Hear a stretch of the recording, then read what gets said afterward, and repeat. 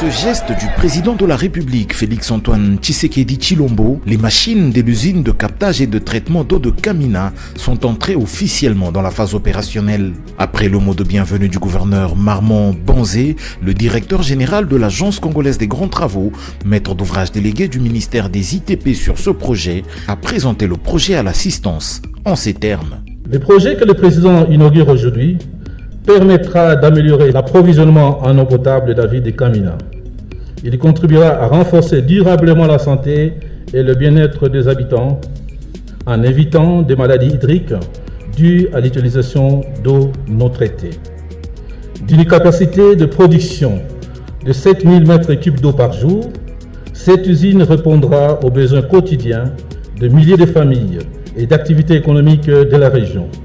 Tout ceci pour un coût total de 13 millions de dollars. Ce projet a été réalisé en 2 phases.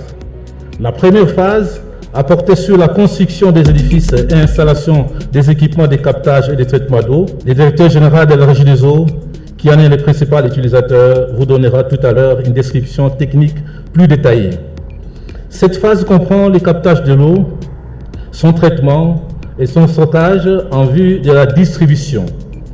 La deuxième phase, récemment achevée, concerne le transport de l'eau traitée vers le château d'eau au quartier Katuba et le centre de consommation.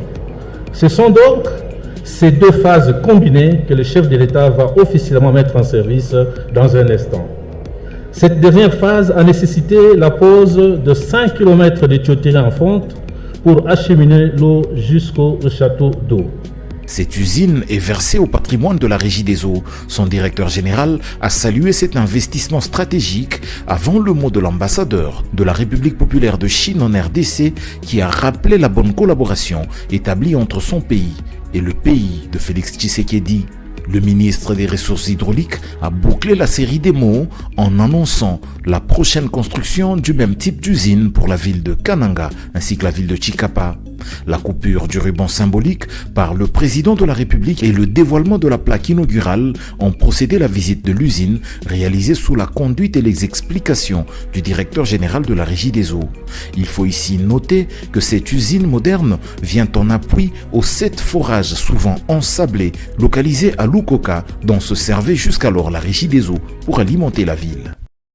Merci à tous de nous avoir suivis. Aimez et abonnez-vous massivement à notre chaîne YouTube Tribeca Media. Au revoir et à la prochaine.